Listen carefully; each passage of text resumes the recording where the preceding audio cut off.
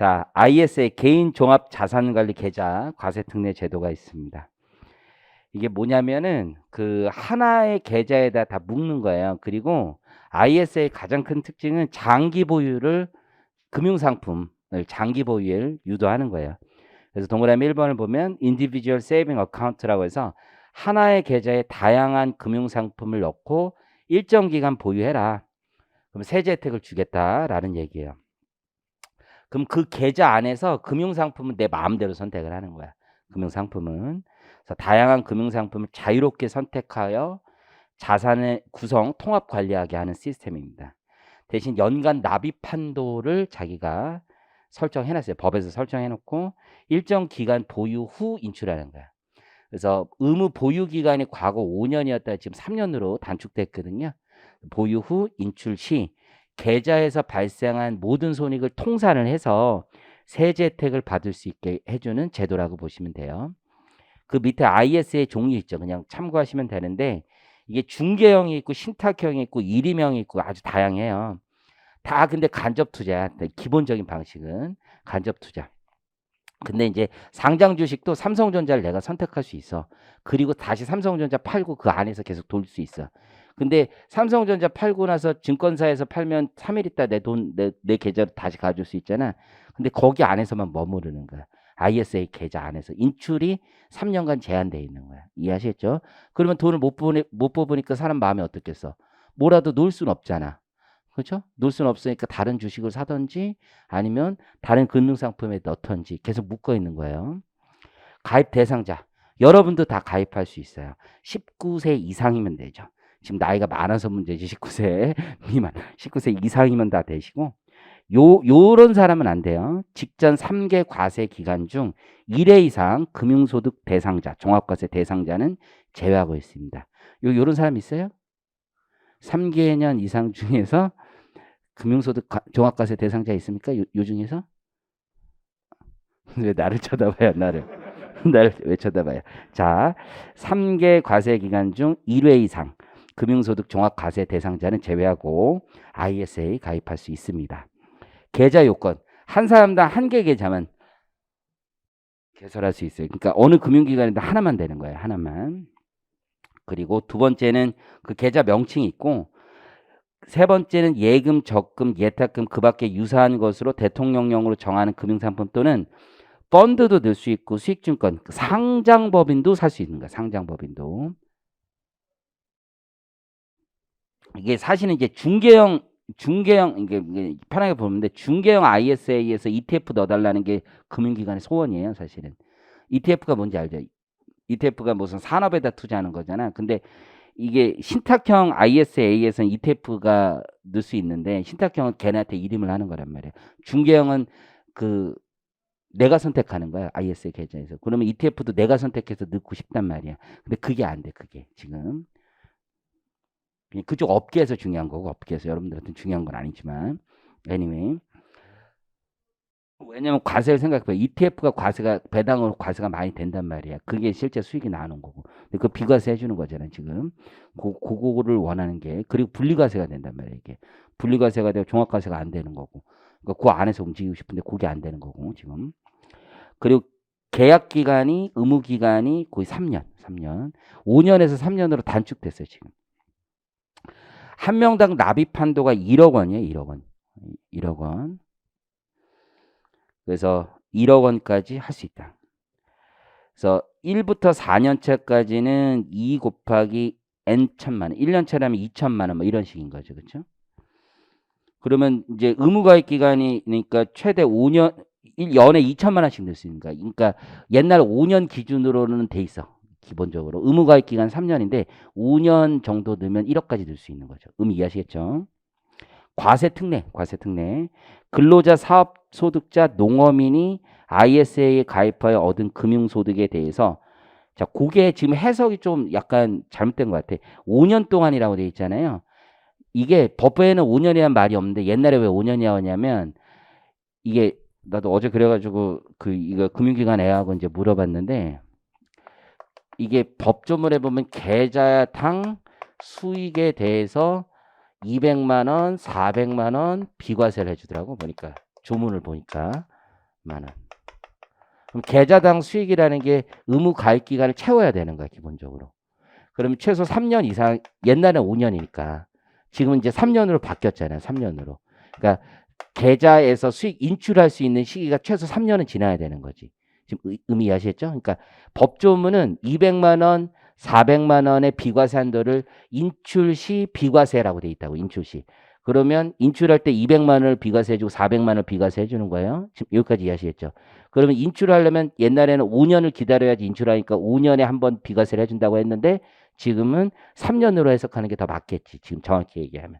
지금 의미 이해하셨죠? 세무회계도 그렇게 돼 있는데 물론 세무회계 풀 때는 상관없어. 뭐 어차피 그 안에서 움직이니까 인출할 때 한 번 인출할 때 200만 원, 400만 원 비과세 해주는 거야. 의무 가입 기간 채워서 인출할 때. 그러면 롤링 어떻게 하는 게 좋아? 한 번 인출했다 다시 넣는 거지. 비과세 계속 받으려면. 의미 이해하셨죠? 응? 이 방식이 그렇게 맞는 건지 모르겠어. 그냥 연 단위로 쫙 쪼개서 해주는 게 이월시켜서 하는 게 계속 오히려 장기 보유를 더 유도하는 게 아닌가 싶은데. 그리고 초과분에 대해서는 14%가 아니라 9%로 저율 분리과세 하겠다는 뜻입니다. 오른쪽에 가보면 서민의 농어민 총 급여가 5천만 원, 종합소득 금액은 3,800으로 개정된 거죠, 이번에. 그래서 고기는 400만 원까지는 비과세 해주고 인출 시. 그리고 400만 원 초과분은 분리과세. 일반형은 200만 원까지 인출 시 비과세 해주는 거고 9% 분리과세. 5번은 상장 주식 비과세는 참고 2023년부터 하는 거예요. 23년부터. 그래서 이제 상장 주식 금융투자소득세가 나오는 거잖아. 그러니까 ISA 계좌 넣으면은 이게 계산 방식이 금융투자소득세를 과세하는데 ISA 계좌 넣으면 상장 주식에 대해서 아예 과세 안 해.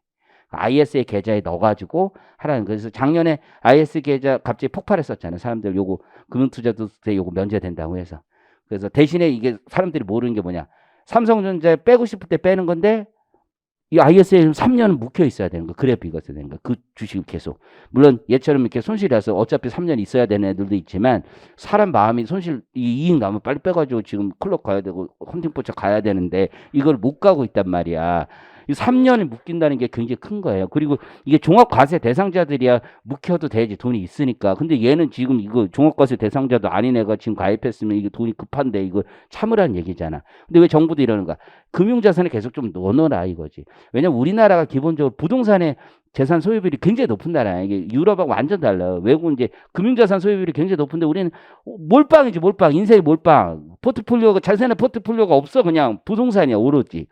거기에다 레버리지까지 일으킨 부동산 투자 이거니까 너무 심하니까 이쪽으로 가겠다는 거죠. 진짜 이러려면 제 생각에는 비과세도 더 높여주고 화끈하게 더 높여주고 의무 가입 기간을 한 10년 하고 연애에 한 1,000만 원씩 비과세 해주고 금융소득 종합과세자 있지. 이 사람들도 좀 풀어주고 그리고 비과세도 내 생각에는 1,000만 원도 작아. 한 1억까지 해주고 금융자산. 그래야지 강남에 집 사는 애들이 여기다가 넣지 주식에 넣고 장기적으로 하는 거지. 좀 화끈하게 해줘야지. 그치? 안 그래요? 그래서 장기 주식, 해외 주식도 여기다 넣어서 해주고 양도세도 비과세 해주고 해외 주식 너무해? 국내. 그럼 국장으로 해주던지 국장으로. 국장하면 나도 가지 국장하면은. 그렇잖아. 종합과세자도 다 풀어주고 진짜 이게 정부의 정책이 돼야 되지 않나라고 생각을 합니다. 개인적으로. 제 생각이니까 거기다 쓰면 안 되고요. 거기다가 어쨌든 3개년 동안 종합과세자는 안 되는 거야. 기본적으로 가입 요건이 안 돼. 이자소득 합계 거의 참고 그것도 참고. 상장 주식 거기 있기 때문에 그거 참고하십니다. 인출 제한. 그래서 의무가입 기간 3년 이전에 계약을 해지하거나 납입원금을 초과하는 금액을 인출하는 경우에는 비과세 추징한다. 그러니까 인출 조금은 할 수 있어. 납입원금을 초과하지 않는 금액은 인출 조금 할 수 있어. 그냥 뭐 그 정도 참고하시면 되고. ISA 이제 뭔지 아시겠죠, 대충? 기타 저축 지원을 위한 과세 특례. 다 뭐 그냥 그런 거예요. 이제 근데 이제 우리나라에서 이게 금융 상품에 대한 비과세가 되게 많았는데 다 통합해서 정리하고 있는 도중이에요. 왜? 그거 밀라고 하는 거 ISA. 근데 ISA가 상품이 나와도 많이 가입을 안 했어, 사람들이. 그러다 작년에 폭발한 게 상장 주식 이것 때문에 한 거예요. 그렇죠? 그렇지만 아직까지도 뭐 이거에 엄청 혜택이 있는 건 아니에요. 그래서 지금 줄이고 있는 도중이고 그중에 이제 남아 있는 거 있죠. 과세 특례. 이거는 우리 사업자들 정말 많이 합니다. 이 노란우산 공제, 소기업 소상공인 공제 부분에 대한 소득 공제 제도가 있습니다. 그래서 소기업 사업자 소상공인이 폐업하거나 노령으로 은퇴할 때 퇴직금이 없잖아. 이 사람들은. 그렇죠? 퇴직금이 없으니까 생활 안정을 지원하기 위해서 소득공제 해주는 거죠. 저도 이제 회사에선 퇴직금이 있지만 뭐 강사 생활 뭐 이런 거 하는 거에선 퇴직금이 없단 말이에요. 그죠? 없어요. 없어가지고 이제 생계가 불안할 수가 있잖아. 생계가 불안하니까 노란운상공제 나도 들었단 말이야. 생계 불안하니까 그 노란운상공제 소득공제 해주겠다는 거지, 그렇죠? 그래서 법인 대표자도 이제 넣을 수 있어요. 연 대신 총급여가 7천만 원 이하인 경우에 넣을 수 있는데 소득공제 한도액을 보니까 어떻게 돼 있어? 4천만 원 이하의 사업소득 금액이 있으면 500만 원. 종합소득 금액 기준이야, 사업소득 금액 기준이야. 이것도 웃긴 거지. 종합소득 금액 겁나 많은데 근로소득 몇 억 있는데 사업소득만 조금 있다고. 어? 그렇지 않아? 사업소득만 조금 있다고. 500만 원 한도를 다 채워 먹는 애들이 있단 말이야. 응? 근로소득 어마어마하게 많은데 사업소득 조금 있다고. 그거 가지고. 사업소득 3,600인가 있는 놈이 있어요. 내가 아는 놈 중에. 그 노란성공제 500을 받아 먹어요. 이거 다 잘못된 제도잖아. 근데 씨 그래가지고 이걸 내가 억울해. 나는 억울해. 나는 지금 한도가 거기서 200으로 난 줄어 있단 말이야 지금. 이게 뭐야 이게. 말도 안 되는 거지. 그렇잖아. 사업 매출 기준도 아니고 소득 금액 기준이잖아. 이게 잘못된 법이죠. 그렇죠. 어쨌든 간에 이 양가로 3번은 뭐냐면 부동산 임대업자도 사업소득이 있는데 이게 다 가입하니까 건물주들도 다 가입을 한 거야. 근데 이 제도의 취지가 뭐예요? 나중에 은퇴하고 나서 생활 안정이 힘들다. 근데 건물주에게 생활 안정이나 은퇴라는 게 건물주가 은퇴가 어디 있어? 건물은 영원한데 forever 영원한데 거기 니들이 무슨 그게 필요하냐 이렇게 된 거야. 그래서 거기 보시는 것처럼 한도를 두고 있는 거지. 한도를. 어떻게 두고 있냐? 공제부금 납입액과 소득공제 한도액 있지. 납입액하고 한도액. 그 먼저 소득공제 한도액의 비율을 때리는 거야. 부동산 임대 소득 금액만큼. 근데 이것도 그냥 참고만 해. 2018년 이전에 가입한 자는 이게 적용이 안 돼. 부칙에 따라서 기득권 보호 때문에 그 이후에 가입한 사람들만 되고. 수령시 소득급은 요건 세무회계에서 나오는 거지 잘 나오는 거.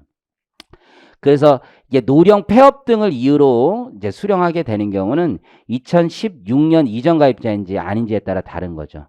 그래서 가입 시기에 따라 기득권 보호 때문에 그런 거지. 저 같은 경우는 그 이전에 가입한 사람이기 때문에 운용 수익만 이자 소득으로 과세하고 제가 소득공제 받는 건 과세하지 않죠. 절대 건드리지 않죠. 근데 제가 노령 폐업이 언제 될지는 모르겠네요. 근데 노령은 65세니까 이거는 받아갈 수 있겠지. 그렇죠? 얼마 안 남았다고 봐야 되는지 모르겠네. 어쨌든 간에 그런 거고 16년 이후 가입자 그 혹시 사업했던 분 중에서 요거 가입한 우리 요거 가입했다고 그랬었죠. 16년 이후 가입자인가요? 너는 퇴직소득. 너는 소득공제 받은 것까지 다 퇴직소득, 다 세금 내야 되는 거죠. 혹시 가입했어요? 없어요? 가입한 사람 없어요? 이 중에? 가입하신 분 없어요? 가입했어요? 친구. 몇 년에 가입했어요? 18년? 퇴직소득.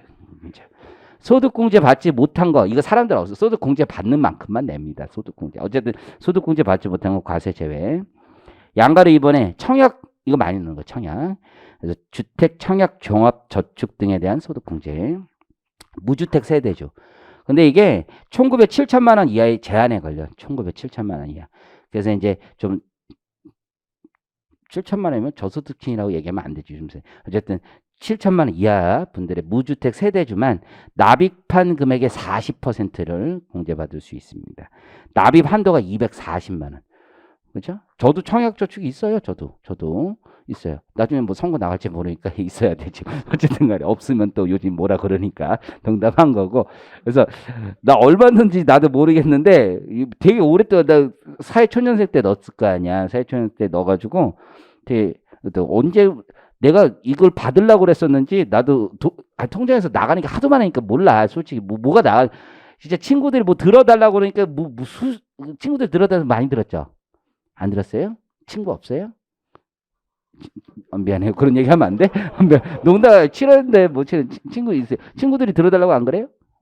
그래 금융권에 다니는 친구 별로 없나 봐요. 그럴 수도 있죠. 이공계 출신인가요? 문과 출신인데 그럴 수도 있지. 금융기관 다니는 친구들이 있으면 다 들어달라고 그러면서 뭐 5만 원, 10만 원 캠페인만 걸리면 뭐 해. 어마어마하게 막 있어요. 그 펀드가 뭐가 있는지도 사실 몰라 나 사실 진짜 하도. 근데 내가 무슨 휴면 계좌나 마찬가지야. 어디 무슨 계좌가 있는지도 몰라. 진짜 뭐 10일 날, 뭐 25일 날, 뭐 1일 날 이럴 때면 쭉 나가 5만 원이 그냥 다 탁 나가 탁 마치 총알 기관총 쏘듯이 탁 나가 진짜 이게 나가는데 모르겠어. 근데 그 중에서 청약도 하나 나가는 거 있더라고. 그래가지고 보니까 20만 원씩 넣고 있더라고. 그래서 내가 이거 한도 왜 합의 한도까지 이거 줄여야 되는데 그래서 내가 한번 전화를 해봤어. 전화를 그래서 이거 줄여도 무슨 불이익이 있냐 그랬더니만 민간 청약저축을 뭐 어쩌고 저쩌고 그러더라고. 그래서 20만 원 그냥 유지하시는 게 나중에 청약을 받을 때 유리하다 그러더라고. 청약 조건이 뭡니까? 나 잘 모르니까 나도 이제 선거를 대비해서 준비를 해야 되니까 청약 이렇게 무주택 기간이 몇 년 이상 있어야지 뭐 가점 있고 막 그러더라고. 아 그래서 나도 이제 그럼 안 되는데 뭐 이렇게 뭐 생각을 하고 그랬었는데 어쨌든 20만 원 보통 넣는 거지. 그래서 연에 240만 원 한도 잡으려고 하는 거고. 다만 과세 기간 중에 주택 당첨 외 사유로 중도 해지했으면 해당 과세 기간 납입 금액은 공제하지 않는다. 중도 해지하는 사람 별로 없을 것 같고. 청년 우대형 주택 청약 종합저축. 이것도 이제 우리 청년들이 영끌 많이 하니까 좀 기다려라. 우리가 비과세도 많이 해줄게. 이 비과세가 뭐냐면 청약저축에서 나오는 이자 있지, 이자. 그 이자를 비과세해야 돼. 사실 청약저축 이자, 이게 청약저축 중앙통장 여러분 온라인에서 까보잖아. 자기 이자가 얼마인지도 몰라. 계속 쌓여만 있지 이자 몰라. 그냥 계속 있는 거야. 너 청약이 있어서 안 하보네. 아, 해지를 왜 했어? 청년을 하려면 기존 걸 해야 돼요? 그럼 이자로 받았겠네, 그때. 그럼 이자가 계속 쌓여 있는 거지. 계속 쌓여 있는 건데, 어쨌든. 아, 나도 그 청년이면 하고, 어쨌든 간 난 안 돼. 그래서 이자를 하는데, 이자 소득을 비과세 해주겠다는 거지. 무주택 세대주 청년 가입하면 500만 원까지 뭐 비과세 해주는 거네. 뭐 그런 거, 뭐 이런 게 나와 있어. 그 다음에 농어가 목돈 마련. 이거 참고하시면 되고, 넘기시고. 비과세 종합저축 요거는 좀 많이 해 사람들. 그래서 비과세 종합저축 아직까지 살아있는 거고 노인 장애인 기초생활수급자 요분들 노인 장애인 기초생활수급자. 그래서 종합소득 이게 제한이 있어요. 뒤에 잠깐만 보시면 뭐에 있냐면 182페이지 보시면 이게 과감하게 저축 지원을 위한 조세특례 제한 규정이라고 별도의 조문이 있는데 파란색 보시면 가입일이 속한 직전 3개 과세 기간 중 종합소득 과세, 금융소득 종합과세 대상자는 비과세 특례 다 못 받게 해놨어, 지금. 아예. 그래서 앞에 보시면 요것도 마찬가지예요. 그 비과세 특례 못 받는 거야. 요분들은 소득세 부과하지 않는다. 지금 의미 이해하시겠죠? 요것들에 대해서 부과하지 않는다. 5번, 5번은 진짜 많이 하는 거야, 사람들. 절세 수단은 제일 많이. 이게 약간 변질된 거지. 조합, 출자금 및 예탁금에 대한 과세 특례. 그래서 뭐 신협 이런 데 가서 사람들이 많이 신협, 농협 자기가 그 동네에만 살고 있으면 돼. 농협 이런 데도. 여러분들 그 동네만 살고 있으면 여기다 갖다 돈 넣으면은 비과세 되는 게 있어요. 정말 많이. 혹시 이런 거 들어봤어? 안 들어봤어? 들어봤어? 들어봤어? 가입해 본 적이 없어요? 해봤어? 진짜 해봤어요? 너무 금융상품 비과세 상품 뭐 비과세 해봐야 1% 그거 해봐야 뭐 비과세 해봐 얼마 안 되니까 해본 적 있는 분 해본 적 한 살밖에 없어. 우리 친구 해봤어? 안 해봤어요? 뭐 언니 주식. 어쨌든 그렇게 할 수 있지. 그래서 세 번째 줄에 보면 농협이나 이런 데다 넣는 거. 농협, 수협, 신협 뭐 이런 데 있잖아요. 거기에 이제 출자금이 있고 예탁금이 있는 거야. 이게 농협은 예금이라고 안 하는 거 원래 예탁금이라고 하는 예탁금 좀 구조가. 거주 요건만 만족하면 누구나 가입할 수 있어. 누구나. 거주 요건만 만족하면. 그래서 여러분들이 만약에 내가 농협에 돈을 뭐 특히 신협이나 이런 데 있잖아요. 새마을금고 뭐 이런 데 내가 그 동네가 아닌 다른 동네에서 가입하면 그쪽 사람들 우리 이상한 생각 여기 뭐 혜택이 없어요. 이렇게 저희는 혜택이 없어요. 이런 얘기를 하거든. 자기 동네에서 가입해야지 혜택이 있거든. 이제 그런 거고. 그래서 일반인의 절세 수단은 많이 활용되는 게 문제점이고 방가로 이번에 가보면 출자금에 대한 과세 특례가 있어. 내가 그 금융기관에 출자를 하는 거야. 출자. 왜냐하면 이게 농협의 주주가 된다는 게 아니라 단위조합이라는 게 있어. 단위조합. 그래서 우리가 개를 하는 거야. 개를 다 같이. 개를 하듯이 그 출자금을 넣어요. 1인당 1,000만 원까지 출자할 수 있고 거기서 발생하는 배당소득이 있어. 배당소득. 비과세하고 이용고라는 게 있어. 이용고. 내가 거기 얼마나 이용을 했느냐. 이용고 실적에 따라 나오는 이용고 배당이라는 게 있어. 그것도 다 비과세한다는 얘기고. 예탁금 있죠. 요걸 제일 많이 하는 거지. 예탁금만 내는 거야. 한 명당 3,000만 원까지 발생하는 그 예탁금이죠. 거기서 발생하는 이자소득 비과세하는 거야. 비과세. 밑에 표를 보니까 22년까지 비과세 한다고 돼 있죠? 22년까지. 23년부터는 분리과세로 바뀌는 거죠. 이거를 지금 20년째 이러고 있어. 내년까지만 비과세, 그다음부터 분리과세. 내년까지만 비과세, 그다음부터 분리과세. 내년까지만 비과세, 그다음부터 분리과세. 그렇죠? 우리 인생도 그렇지. 오늘까지만 뭐 이렇게 하고 내년부터 뭐 이렇게 하는 거 똑같아. 왜냐면 이게 이게 농협이 너무 세기 때문에 이게 쉽지가 않아요. 6번. 장병 내일 준비죠. 장병한테 무슨 내일이 있는지 모르겠는데 어쨌든 너무 그런 거야? 장병 내일 있어요. 내일 있습니다. 죄송합니다. 장병에게. 아니 얘들 그 뭐 월급 좀 늘려놓은 거지. 지금 당선자가 월급을 200만 원인가 준다고 얘기는 해놨는데 그게 현실적으로 가능한지에 대해서 의구심을 감히 품는 사람들이 있는 거잖아요. 지금 200만 원 받으면 더 이제 예금 많이 넣을 수 있으니까 뭐 어쨌든 뭐 비과세 해준다는 거지. 이게 다 이 말이라는 게 그런 거야. 내 개인적으로. 이런 말을 붙인다는 것 자체가 반어법의 성격이 있지 않나라고 생각을 합니다. 그 다음 청년 희망 적금 반어법적 성격이 약간 이런 말을 붙이는 것 자체가 지금 현재 사회 상황을 반하는 게 청년들이 힘드니까 청년 희망을 주겠다라고 하면서 청년 희망 적금 여러분들 요거 많이 한 거지. 요번에 그래서 요거 가입했어요? 오래 했잖아요. 청년 안 했어? 왜 더 성적 아니야? 소득 자체가 없어서. 근로소득. 종합소득 2,600만 원이야. 기한후 신고도 했잖아. 그 국세청 증명 나와. 그래? 지금은 할 수 있을걸? 가봐. 내 종합소득세 신고 내가 해줬어. 내가 이 씨가 기한후 신고해서 환급도 받아줬는데 입 딱 씻고 말이야. 어쨌든 anyway 수수료 내가 30% 받았어야 되는데 어쨌든 안 들었어요? 소득이 없어서? 들었어요? 왜 안 들었어요? 먹고 싶을 돈이 없어서? 들었어요? 청년 이게 시험하고 상관없지만 여러분에게 도움을 주기 위해서 두 번째 패러그래프를 넣었는데 내가 청년 희망적금 가입 시 1년 차에는 2%, 2년 차에는 4%의 저축장려 금리를 가산해 준대. 나도 진짜 34세 이었으면 난 무조건 들어갔는데 어쨌든. 이에 더하여 원칙적으로 14% 이자 소득 부과 대상인 희망적금에 대해서 이자 소득도 비과세 해준대. 비과세. 그렇죠? 그래서 3,600만 원, 2,600만 원 이하인 청년에 대해서 600만 원 납입 한도. 청년 희망적금 이자소득 비과세 해주겠다. 이런 게 있어요. 참고하십니다. ISA랑 그것만 안 돼. 출자 그 정도. 자, 국민생활 안정을 위한 조세 특례. 국민생활 안정을 위해서 이제 왜냐면 이제 생활비 너무 많이 드니까 국민생활 안정을 위해서 좀 생활비 들어가는 거 좀 해주겠다는 거. 첫 번째 월세 세액 공제죠. 월세 세액 공제. 그 취지 이게 시험에 이제 얼마 전에 한번 나왔어요. 몇 년 전에 과세 형평을 위한 거죠. 왜냐하면 소유주 집이 있는 사람은 월세 안 내고 뭐도 안 내. 집 있는 사람은 월세도 안 나가고 집 물론 이제 재산세 나온다, 종부세 나온다 이런 얘기 할 수 있지만 가처분 소득이 그대로 있는 거지. 근데 월세 내는 사람 하다못해 전세로 살아서 이자 내는 사람 다 이제 가처분 소득이 줄어든단 말이야. 그러니까 그 사람들은 소득이 동일한 월급을 받더라도 가처분 소득이 월세 내는 사람 더 적으니까 내재 소득이 훨씬 더 적잖아. 이 사람들에 대해 세금 지원을 해줄 필요가 있다고 생각하는 거지. 또 하나는 뭐냐면 우리가 주택을 소유한 사람들에게는 모기지론에 대해서 소득공제 해주고 있잖아요.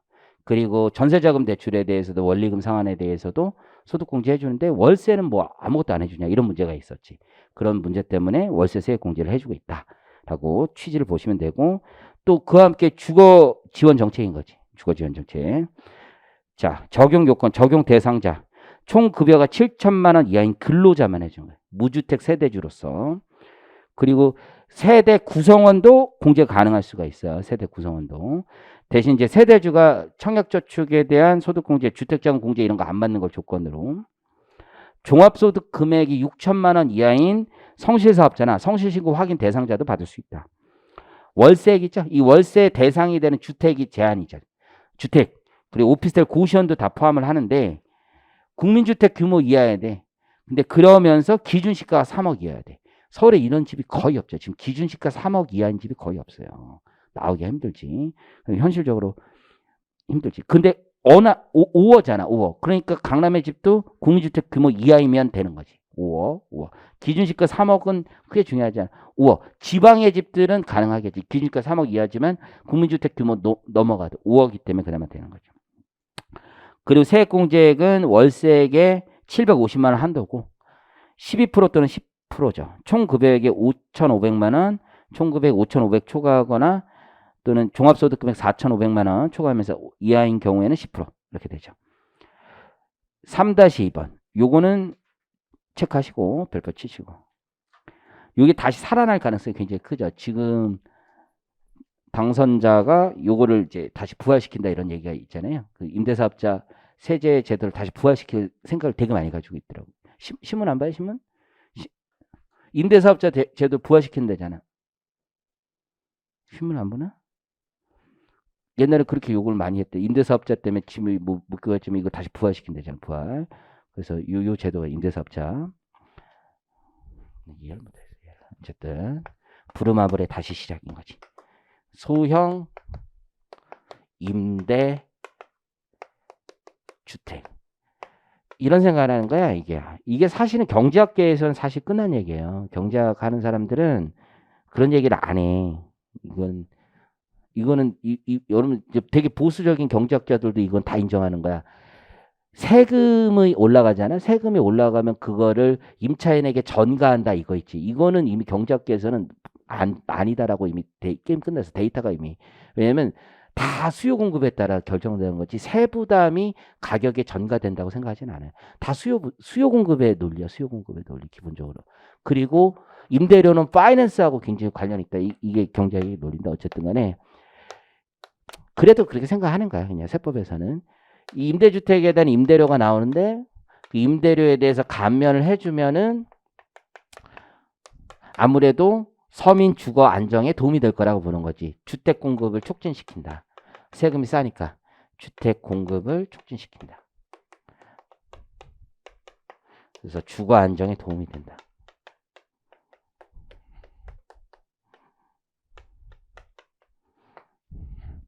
이렇게 지금 논리를 끊어가는 거예요. 나도 이해가 안 돼서 이렇게 쓰고 있는 거야. 어쨌든 나도 이해가 잘 안 돼서 임대료를 감면해주면 주택 공급을 촉진시킨다 이거지. 그죠? 이게 다주택자들을 옹호하는 쪽에서 얘기하는 거지. 왜냐 그것도 완전히 틀린 말은 아니야. 왜냐하면 미분양이 날 때 이제 사주는 사람 다주택자라는 거지. 결국 무주택자들은 원래 잘 사는 사람들이 아니야. 기본적으로 집을 사는 성향이 아니야. 부루마블을 하는 사람이 아니기 때문에 다주택자들이 미분양이 날 때 사주는 사람들이라는 거지. 그래야지 주택이 계속적인 지속적인 공급이 있기 때문에 이 사람들에게 세제택을 주지 않으면 안 산다. 이렇게 생각을 한다는 거지. 어쨌든 주거 안정에 도움이 된다. 거기 보시면 거기 의 있죠? 파란색 옆에다 취지라고 써. 소형 주택 임대 공급을 촉진시켜 전월세 수급 불안을 해소하고 서민 주거비 부담을 완화하는 데 있다. 서민 주거 부담을 완화한다는 건 뭐야? 조세 전가 기능을 긍정하는 측면에서 얘기하고 있는 거죠. 관련 법령이 있어요. 이게 뭐냐면 이게 이제 임대주택이라는 게 참고만 하면 되는데 이게 임대주택 이해를 돕기 위해서 해준 거예요. 이 신문에 보면 4년 단기 임대라고 들어봤어. 4년 단기 임대. 그리고 8년 장기 임대가 있어. 8년 장기 임대. 그 글을 읽을 때 여러분들이 이해가 되라고 얘가 설명을 해주는 거야. 4년짜리가 있고 8년짜리가 있어. 그리고 임대주택은 두 가지 형태가 있어. 매입 임대하고 건설 임대라는 게 있어. 매입 임대하고 건설 임대가 있어. 지어서 바로 임대하는 거. 건설 임대. 이거는 제한할 이유가 별로 없어. 왜 이거 진짜 신규 주택을 공급을 하는 거야. 이건 기존 주택, 재고 주택을 활용하는 거고 기본적으로. 지금 이해하시겠죠? 지금 현행 제도가 어떻게 되어 있냐면 단기 4년짜. 이거는 임대주택법에서 지금 4년 이 제도 자체가 폐지가 돼 있어. 매입 임대주택은 아예 안 돼 지금. 아예 폐지가 돼 있다라고 보시면 돼요. 그리고 건설임대 있지. 건설임대도 4년짜리는 아예 폐지가 돼 있어. 그냥 건설임대 이거 다 없어졌어. 이거. 지금 현행 법령 자체가 과거 거가 살아있는 거야. 과거 거가. 그러면 8년 장기 임대주택이 있어. 이게 두 가지가 있어요. 일반 민간 임대가 있고 공공 지원 임대가 있어. 그래서 일반이 있고 공공 있고 요거 8년짜리는 일반은 아파트는 안 되게 돼 있어. 아파트는 안 되고 빌라는 되게 돼 있어. 빌라. 그래서 아파트는 지금 등록이 안 돼. 등록을 못 해 아예. 신규 등록은 못 해. 그리고 8년 지나면 자동 말소야 지금. 8년이 지나면 기존에 등록했던 사람 8년 지나면 자동 말소야. 왜냐면 언론에서 엄청 욕했잖아. 집값이 올라가는 가장 큰 이유가 공급이 일어나지 않는다. 공급이 왜 안 일어나냐 이 얘기를 하니까 그러니까 임대주택자들이 계속 들고 있는데 공급이 어떻게 일어나냐 이 얘기를 엄청 욕했잖아 지금. 그것 때문에 문제가 많다라고 얘기했다고. 근데 당시에 이거 법 만들 때는 오히려 뭐라고 했냐면 전세 시장이 되게 수급이 불안했었어요. 그러니까 전세 시장을 안정시켜서 이거 해줘야 된다. 그러면서 이거 엄청 주장했었던 거야. 이게 왔다 갔다 한다고 왔다 갔다. 공공임대 그냥 개인적인 생각이에요. 집값이 뭐 정부 때문에 움직이니까 다 금리랑 뭐 그런 거지. 공공임대주택 이거 공공임대 이것도 폐지됐어 폐지. 아 매매 공공은 허용 공공은 허용. 근데 이거는 다 허용돼 허용 좀 허용돼 이거 건설임대는 허용돼 건설임대는 허용. 근데 사람들이 관심 있는 이거야. 집을 사서 임대주택 놓을 수 있느냐 이거야. 이건 건설업자들이 하는 거야 이거 업자들이.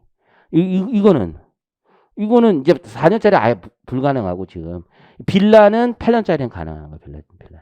아파트는 불가능하고 공공용은 허용이에요. 공공은 되게 제한이 많아요. 이게 그 임차 놓을 수 있는 사람 제한적이고 굉장히 그렇단 말이에요. 요거 일반적으로 요거 많이 하고 싶어 하는 거야 지금. 근데 옛날에 등록한 게 살아 있는 거야 지금. 옛날에 등록한 거 지금 소득세 감면해 주는 게 있는 거야. 그래서 제목부터 구별하면 3-2의 소형주택 임대사업자 세액 감면 있죠. 요거는 소득세 임대료 감면해 주는 거야 임대료 감면. 3-3 있지. 다음 페이지 제목을 구분하면 186 이거 상가 건물 임대료 감면이거든요. 상가 건물 임대료 옆에다가 삭제라고 써요. 2022년부터는 삭제야. 그래서 186페이지 2021년까지만 적용해. 21년까지만. 마지막에 그냥 연장 안 해줬어. 원래 연장해 주려 했다가 3-4는 이제 별도의 착한 임대인 제도 요거고 그 3-5번 가봐요. 188페이지. 이것도 실질적으로 폐지된 거야. 근데 하나 살아 있어서 하는 거야. 그냥 얘도 참고하시면 되는 거야. 그러니까 결국 지금 살아 있는 거는 3-2 살아 있는 거야. 근데 지금 새로운 정부에서는 3-5를 부활시키려고 하는 거야. 3-5랑. 3-2는 원래 올해까지만 하고 끝나는 건데 계속 가려고 하는 거고. 요게 지금 이해하시겠죠? 그러면 관련 법령 한번 보시면 184페이지 공공지원 임대주택. 이거는 일반인들은 별로 관심 없는 거야. 이건 일반인들이 관심 있는 건 장기 일반 민간 임대주택인 거예요.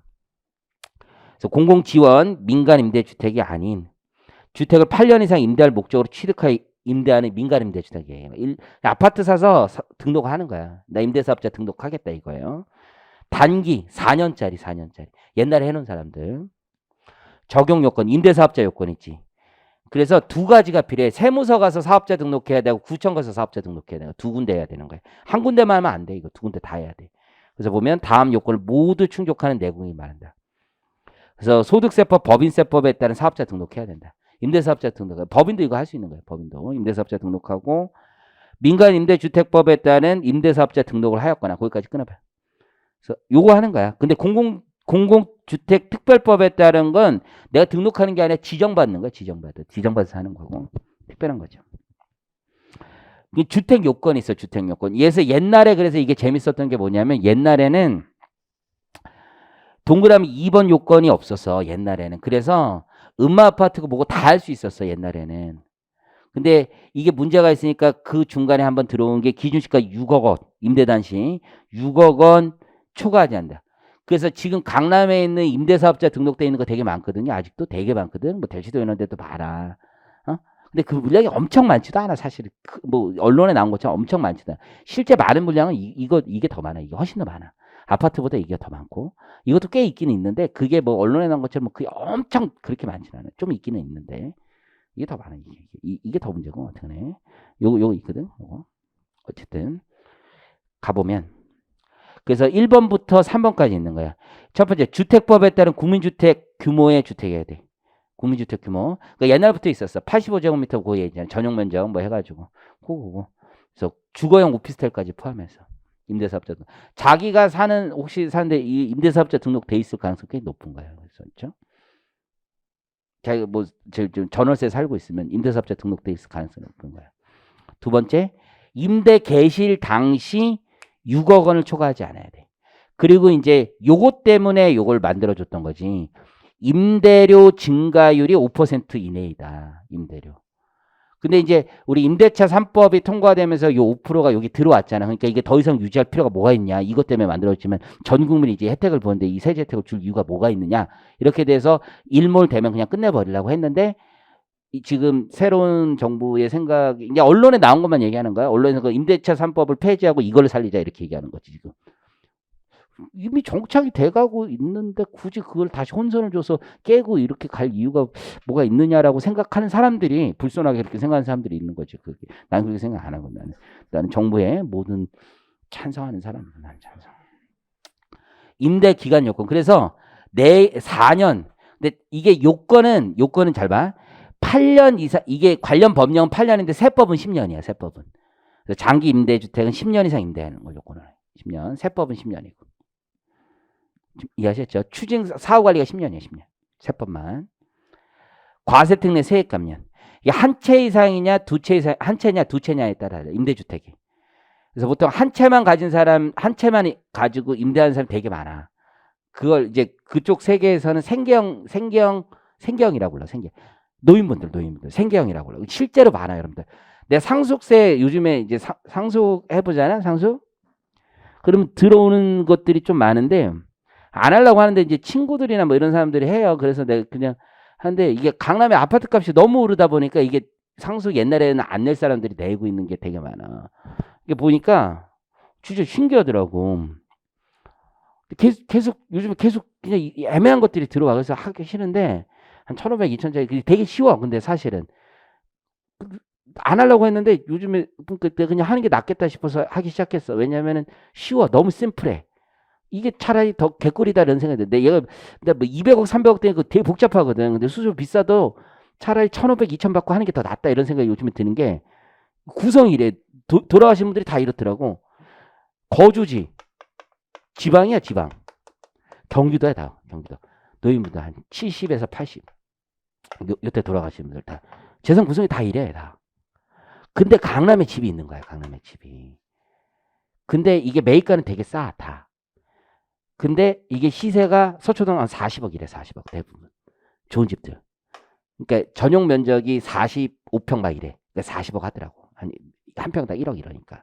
근데 전세를 놓은 거야. 전세랑 반월세, 반월세. 반전세라고 하는 거야. 보증금이 한 10억 깔리고 월세 200만 원 정도. 200만 원. 이렇게 받는 이 구성이 정말 많더라고, 정말.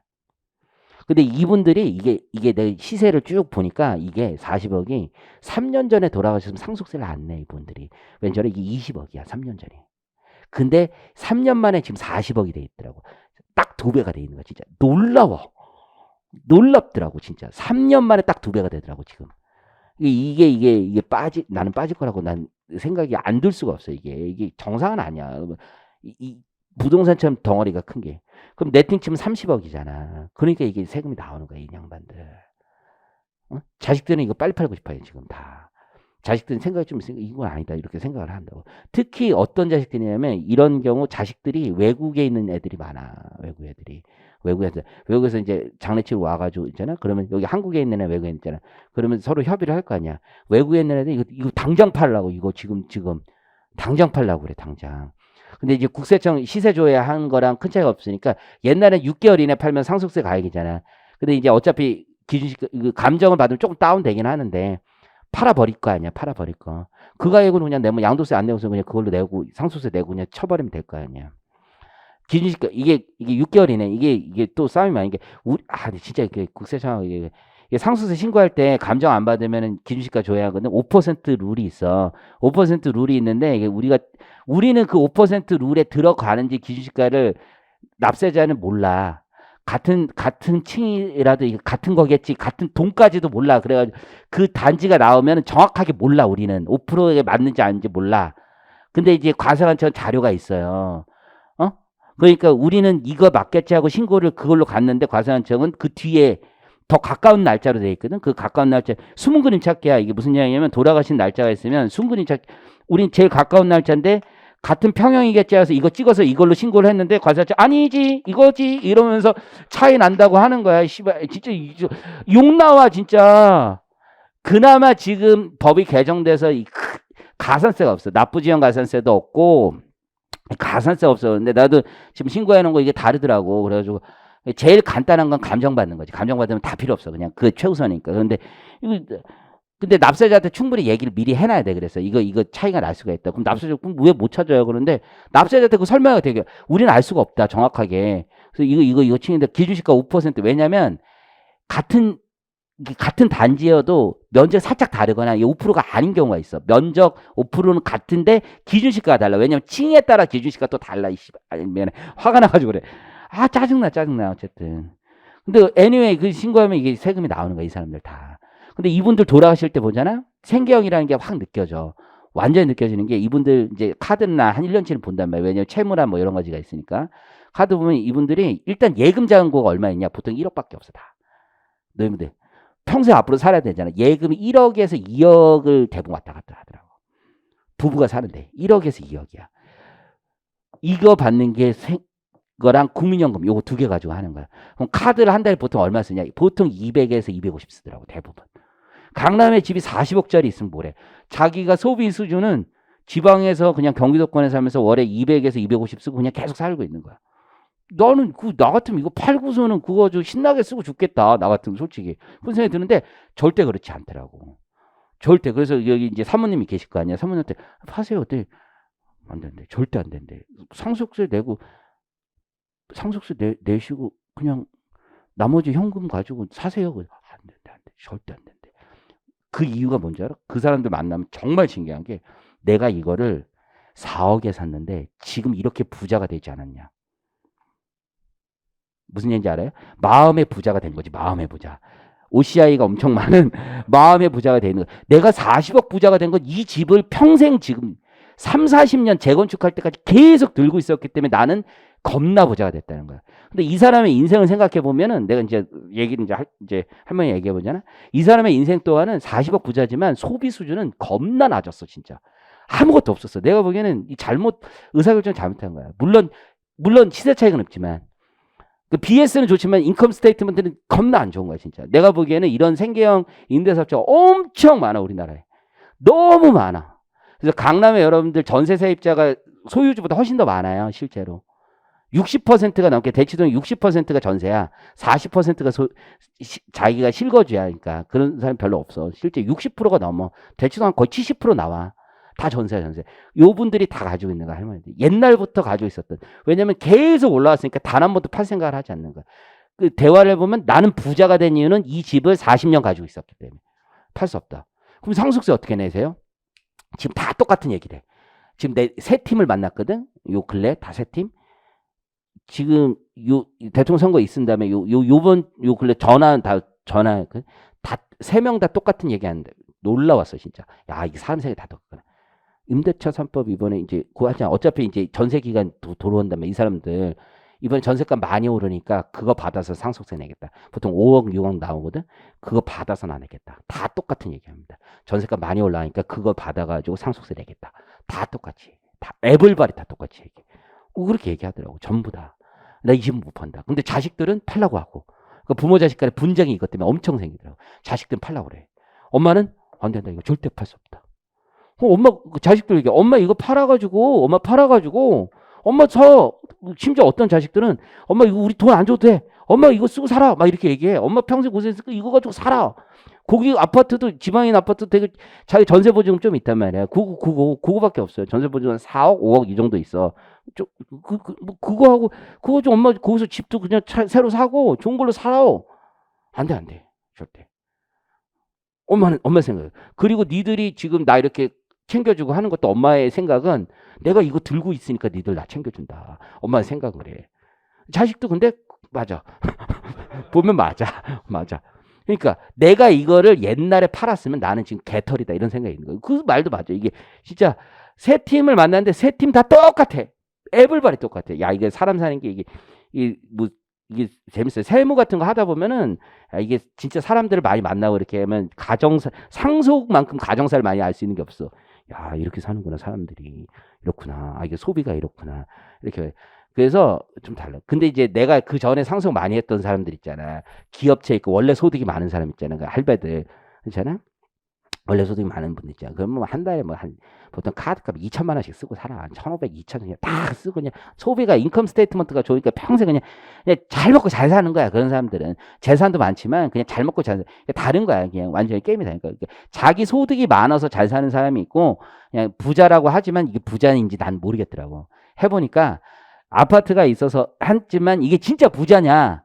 아, 난 솔직히 부자는 생각이 하나도 안 들더라고. 있지만 이분은 평생 동안 그냥 내가 보기에는 저소득층으로 평생 산 거야. 내가 보기에는 크게 없어요.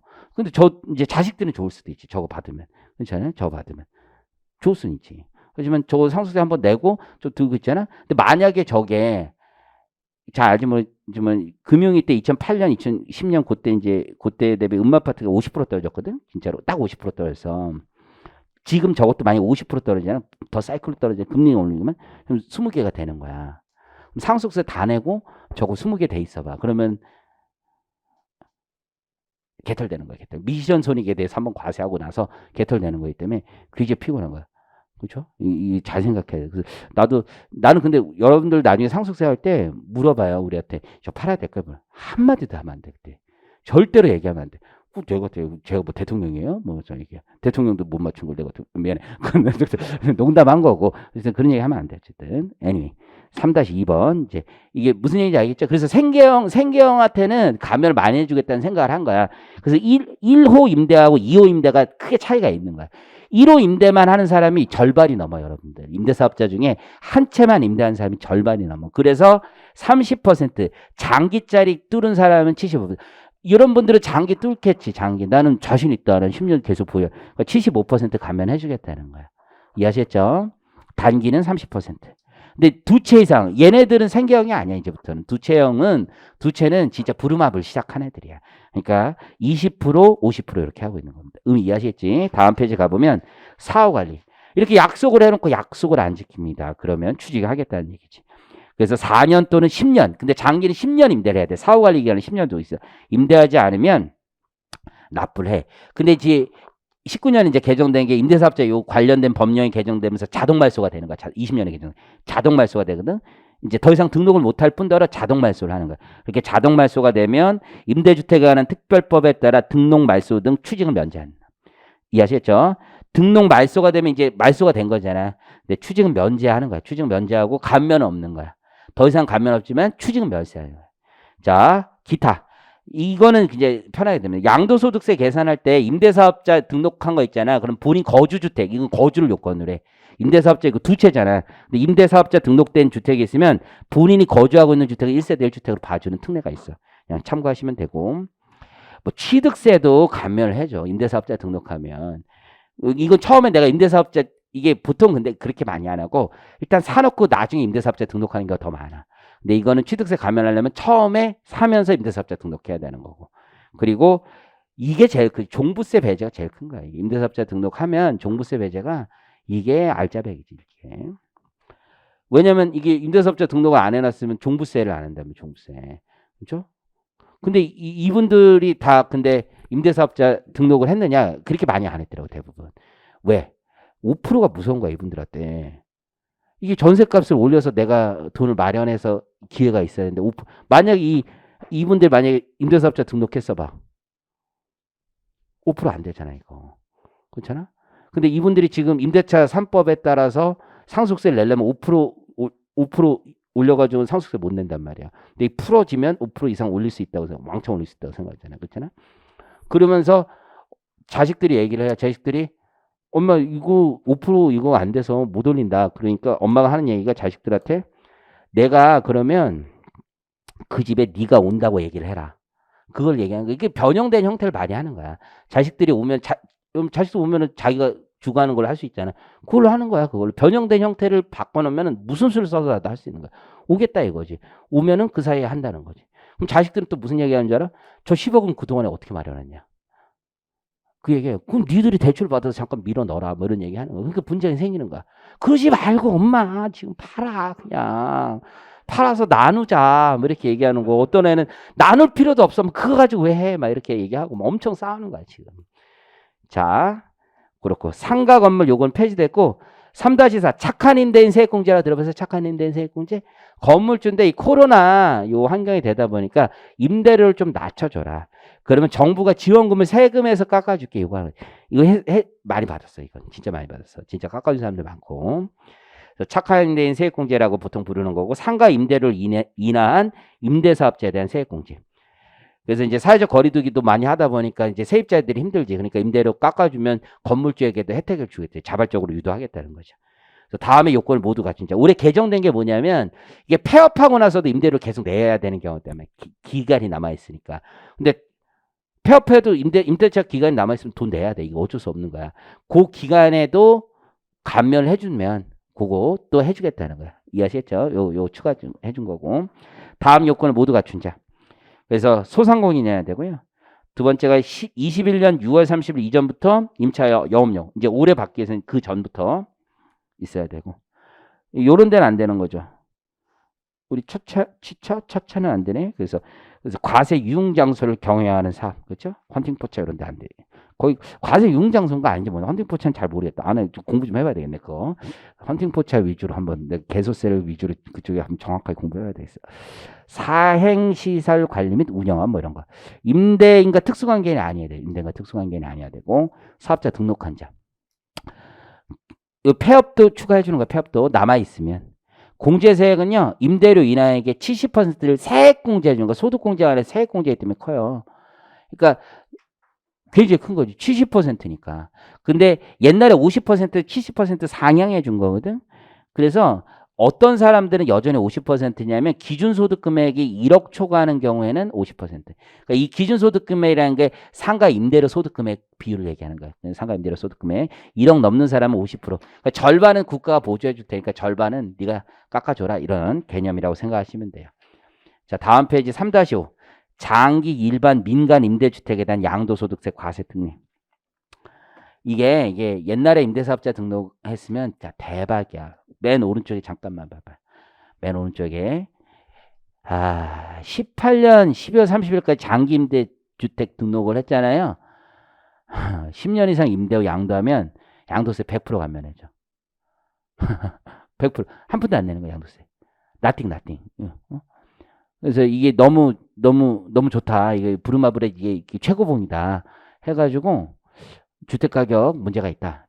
제기가 된 거예요. 그렇죠? 이해하시겠죠? 그래서 19년 이후 취득분에 대해서는 적용하지 않겠다. 이해하시겠죠? 그러면서 이제 그때 여러 가지 이슈가 있었어. 얘는 근데 얘는 조건이 뭐였냐면 취득 후 3개월 이내 장기 임대 주택 등록을 해야 돼. 요 양도세 100% 가면. 근데 3개월 안에 의사결정이 안 되는 경우가 많아요. 내가 처음부터 임대용으로 샀어야 된다는 거지. 근데 사놓고서는 임대 놓다가 아니다. 이거 임대사업자 등록 혜택이 있으니까 하자. 이게 3개월 이후에 등록한 사람들이 많아. 그게 이제 지금 3-5에 있는 장특공제율을 높여주는 거야. 장특공제. 그래서 장특공제를 50% 이렇게 많이 해주는 거야. 혹은 70% 이해하시겠죠? 그런데 그게 지금 폐지돼 있어. 근데 남아있는 게 뭐냐면 요거 남아있어. 요 건설임대 쪽에만 남아있는 거야. 시험 문제 나올 가능성 없어요. 그래서 건설임대 쪽에만 맨 끝에 첫 번째 의에서 맨 마지막 문단에 보면 민간 건설 임대주택에 관하여 동 규정을 유지하기로 한다. 요것만 남아있어요. 옛날에 등록한 애들은 받을 수 있고 지금 현재 등록은 불가하고 그렇게 보시면 돼요. 넘기시고 3-6 농어촌 주택 등 취득자에 대한 양도세 과세 특례. 이게 이제 고양주택 또는 농촌주택을 취득하는 거야. 이게 1세대 2주택이 될 수 있잖아요. 그런 사람들에 대한 특례 규정을 주는 거야.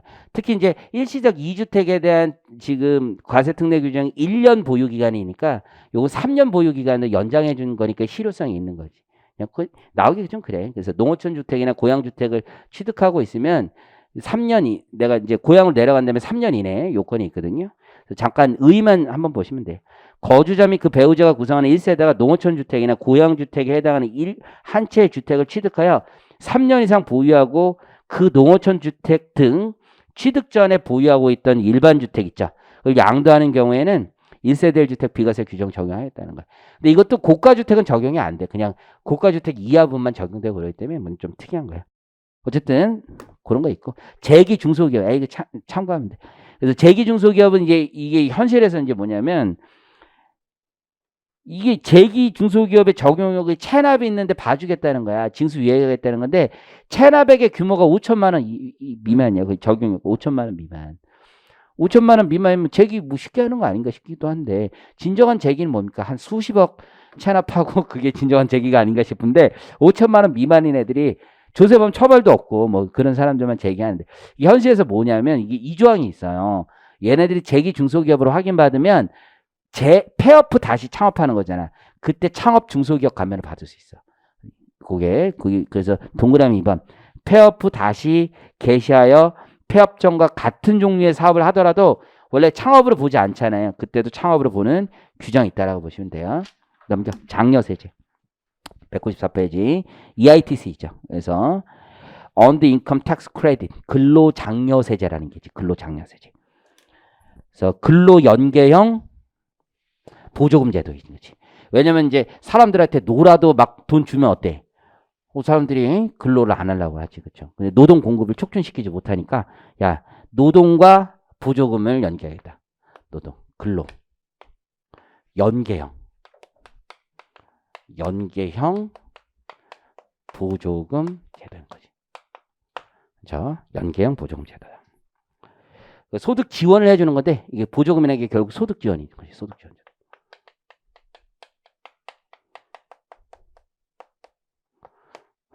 세제 보조를 하는 거지. 납부세액이 있던 없던 일정 근로소득 있으면 혹은 사업소득, 종교인소득 있으면 해주겠다는 거예요. 해주겠다. 그래서 보면 두 번째 근로연계형 소득 지원 제도다. 결국 이렇게 일하면 보조금 주면 근로장려세제로 보조금 주면 노동 공급을 촉진시키겠다는 거죠. 근데 뭐 그런 게 있는 거지. 이 시험 문제 나온 지 한참 됐는데 나오긴 그렇지만. 근데 이게 노동에 대해서 돈을 이렇게 주면은 보조금을 지급을 하면은 이게 나오면은 재정학적인 얘기를 좀 써야 돼 항상. 그래서 대체 효과가 있고 소득 효과가 있는 거잖아요. 소득 효과. 그렇죠? 대체 효과라는 건 돈이 주니까 요거 내가 일하면 원래 시간당 10,000원인데 보조금까지 얹으면 12,000원이 되네. 그럼 더 있네. 이게 굉장히 뭐라 그러지? 그런 생각을 가는 어쨌든 이게 노동은 열의제고 여가는 정상제다라는 그 말도 안 되는 생각을 가지는 거죠. 미안해요. 난 말도 안 된다는 생각하는데 여러분 그렇게 생각 안 하나? 왜 노동은 열의제고 여가는 정상제야? 반대 아닌가? 미안해서 여러분들 생각할게. 오늘 아침에 누가 얘기했더라? 이 중에 한 명 있었는데 어느 남학생 여기 없었나? 엘리베이터 타는데 선생님 오늘 날씨가 너무 좋아요. 어떤 남학생이 얘기하더라고. 신경 꺼 이 새끼나 그랬는데 어쨌든 간에 대체 효과. 그래서 대체 효과로 노동 공급을 증가시킨다는 거지. 근데 돈이 생기니까 이 돈 가지고 내일은 놀아야지라고 해서 감소시킨다는 거지. 그렇죠? 예, 뭐 이런 효과들이 있지. 이게 일반적인 거고 뭐 그것도 구간에 따라 다른 거지 뭐. 평탄 구간이냐, 점증 구간이냐, 점탄 구간이냐 뭐 이런 거에 따라 뭐 다른 거지 뭐 그냥. 점감 구간이야. 그래서 일반적으로 점증 구간에서 이제 올라가는 거고 노동의 공급이 점감 구간에서 노동의 공급이 낮아지고 막 이런 거 있잖아요. 그죠? 모르겠어요. 나도. 어쨌든 신청 자격, 사업소득, 근로소득, 종교인소득 이 세 개가 있어야 되는 거죠. 소득 요건, 거주자 연간 총소득 금액 합계액이 다음 금액 이해돼. 그래서 올해 개정돼서 좀 올렸어요. 작년보다 200만 원씩 올려줬어요. 이해하셨죠? 그래서 옆에서 소득 수준, 결혼 여부, 맞벌이 여부에 따라서 차등 적용합니다. 소득 수준, 결혼 여부, 맞벌이 여부에 따라. 그래서 단독 가구, 헛벌이 가구, 맞벌이 가구의 총 소득 기준 금액이 2,200부터 3,200, 3,800 아래일 때 기준 금액 미만일 때만 근로장려금을 받는 거예요. 근로장려. 이거 세무서 되게 힘들어요. 이것 때문에 일이 안 돼요, 일이. 이거 그냥 동사무소에서 해줘야지 왜 세무서에서 하냐 이런 얘기 많이 하시거든 실제로. 아니 동사무소에서 그냥 생활보조 해주는 건데 보조 동사무소에서 줘야지 지자체에서 줘야지 왜 국세청에서 줘가지고 국세청 힘들게 하냐.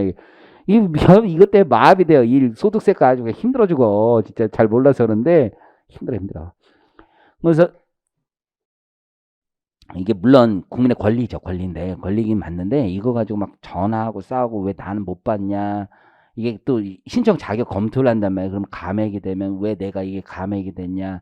재산 1억 4천 넘으면 50% 감액이 된단 말이에요. 감액이 되면 난리가. 나도 솔직히 이거 전혀 몰라서. 근데 내 이제 제자들 중에 공무원 된 친구들이 있단 말이야. 근데 소득세가 배정을 받았어. 7급 공무원 된 친구들이 받아가지고서는 저는 이것만 아니면 이거 할만한데 이것 때문에 못하겠어요. 이렇게 그렇게 하소연을 하더라고.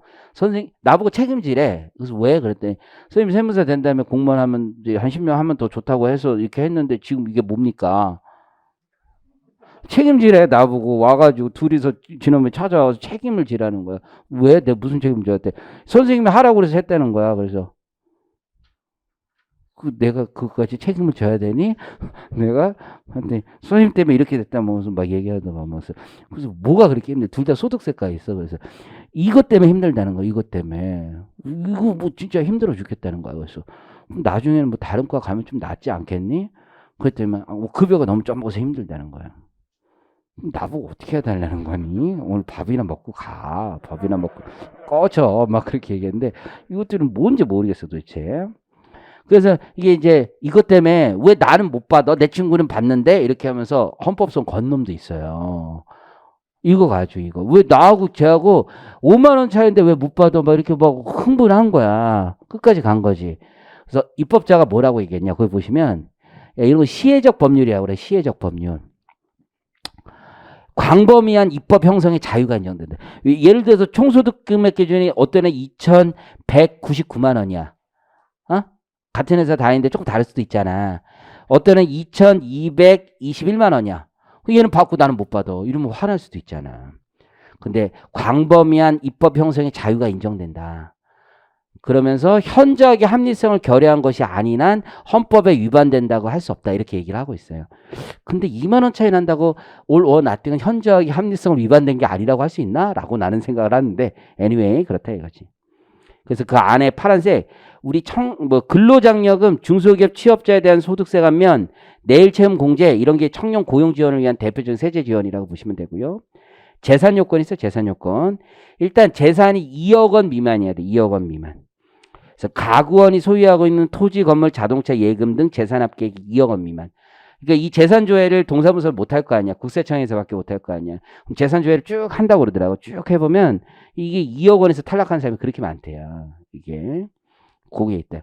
근데 이제 뭐 재산 조회를 할 때 재산이라는 게 순자산 기준이냐, 아니면 자산 기준이냐 이게 있을 거 아니야. 자산 기준인 거지 기본적으로. 순자산으로 안 한다고. 나는 집이 있지만 보증금 빼고 나면 없어요. 이렇게 주장을 해봐야 아닙니다. 이게 자산 기준입니다. 이렇게 얘기하면 나는 갭 투자 하나 해가지고 먹고 살기가 힘들어가지고 갭 투자해서 빌라를 하나 샀어요. 그게 2억인데 전세 보증금이 1억 9천이에요. 그런 거 많잖아. 나 이게 1,000만 원짜리. 근데 왜 내가 못 받아요? 이렇게 얘기를 하는 거지. 그게 아니라 재산이라는 건 자산하고 부채가 있을 때 차변의 자산을 기준합니다. 이렇게 설명을 했다는 거야. 근데 개새끼야. 그래서 야 국민이 차변이라고 하면 어떻게 알아듣니? 국민이 차변을 기준합니다. 그러면 어떻게 알아듣니? 정상적으로 해야지. 정상적으로. 자산 순자산. 그럼 순자산은 그러면 어떻게 알아듣니? 어떻게 설명해야 돼? 어떻게 일반 국민이면 빌라가 2억이라서 일반 국민이라면 어떻게 설명해야 돼? 너 같으면 어떻게 해요? 총이? 에이 나 같으면 왜 사셨어요? 나 같으면 그래서 그거 사시면 안 됐는데 이렇게 하면 심플한 거죠. 그거 안 사셨으면 됐는데 그러면 심플합니다. 2억 넘는 자산을 사시면 안 돼요.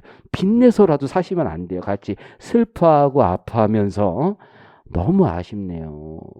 그 앞에 분도 그런 비슷한 사례가 있네요. 이러면 앞에 사람도 원래 나만 혼나는 게 아니라면 사람은 또 마음이 괜찮거든. 아, 나 같으면 그렇게 했을 텐데. 어쨌든 2억 원 미만이어야 되고요.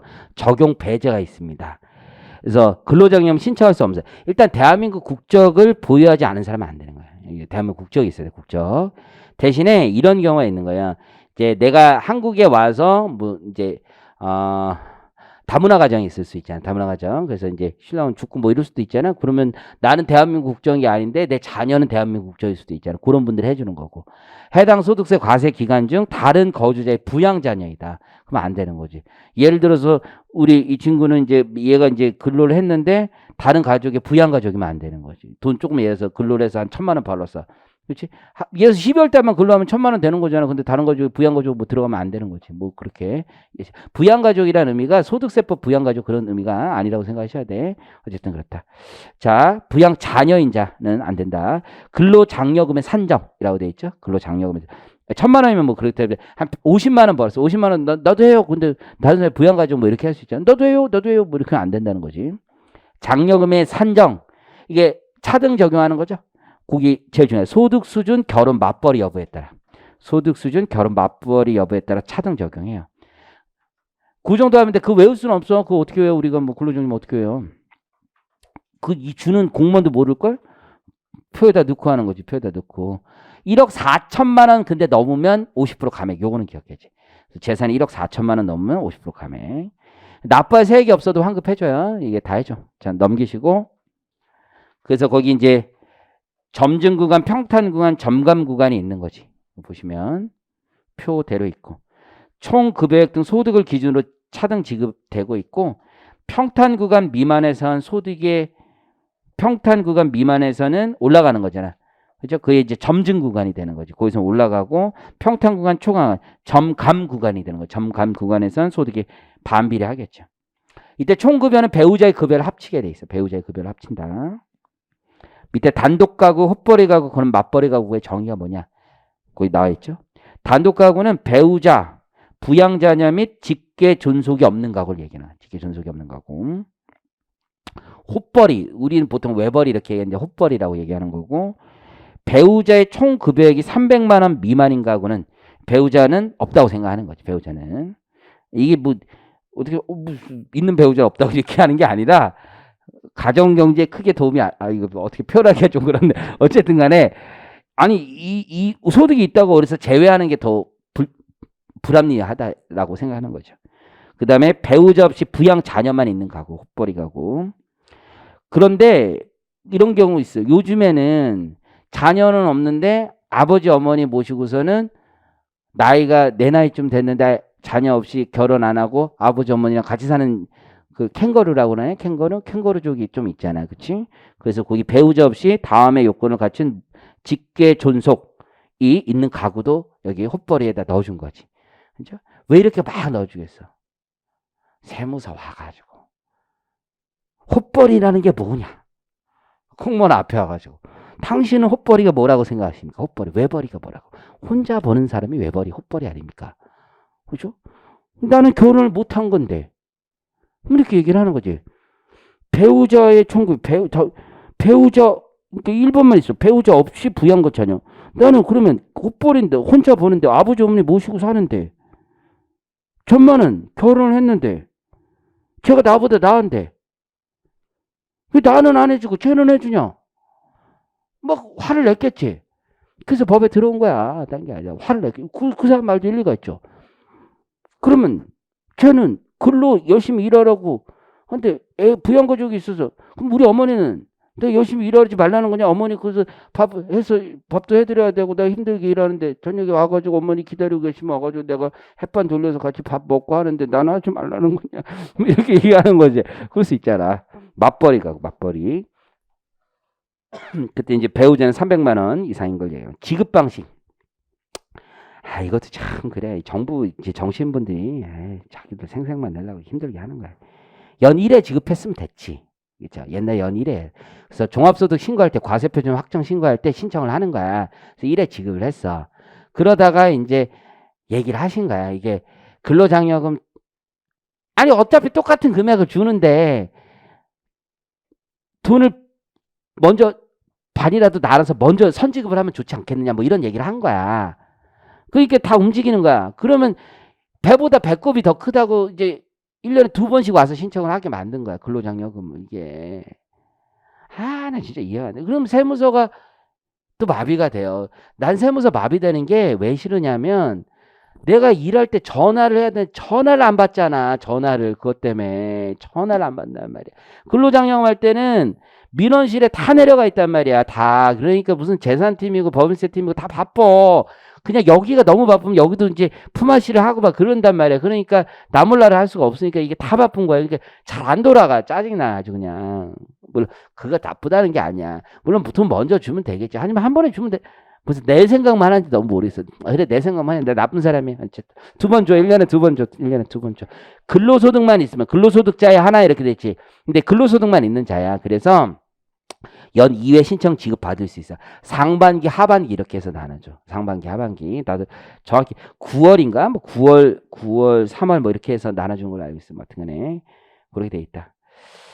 양도 압류 금지. 그래서 양도 압류 금지야. 근데 체납액과는 충당을 하는데 다 충당하지도 않아요. 30%만 충당을 하고 나머지 주겠다. 그 정도 기억을 하시면 돼요. 자녀 장려 세제. 이제 부양 자녀가 있을 걸 요건은 나머지 요건은 근로 장려 세제하고 비슷해요. 부양 자녀가 있으면 양육비 절감 효과를 누릴 수 있다는 거지. 양육비. 그래서 별도로 거의 동그라미 자녀 장려금에 대한 신청 자격은 별도 언급하는 것을 제외하고는 근로 장려금 신청 자격을 준용한다. 저출산 문제가 있으니까. 자격 요건 근로 사업 종교인 소득 똑같아요. 그렇죠? 근데 이제 추가되는 게 뭐야? 자녀가 있어야지. 자녀 장려 세제인데 자녀가 있어요. 자녀가. 그렇죠? 자녀가 없는데 무슨 그렇죠? 아바타 자녀가 있으면 안 되고요. 두 번째 4천만 원 미만해야 돼. 소득 금액 4천만 원. 그리고 재산 가액이 2억 원 미만. 2억 원 미만. 적용 배제는 똑같아요. 근로장려하고 산정. 소득 수준 맞벌이에 따라 다르다. 차등한다. 소득 수준 맞벌이. 결혼 여부는 상관이 없겠지. 결혼했으니까 애가 꼭 그렇다고 보죠. 어쨌든 소득 수준 맞벌이에 따라 다르다. 그거 하나 기억하세요. 1인당 70만 원. 최대 70만 원. 1인당 70만 원.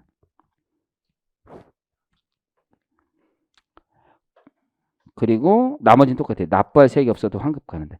이거는 이제 점증 구간은 없고 평탄하고 점감 구간만 있어. 그래서 점증 구간이 없고 표를 보면 그렇게 돼 있어. 평탄, 점감 구간만 있다.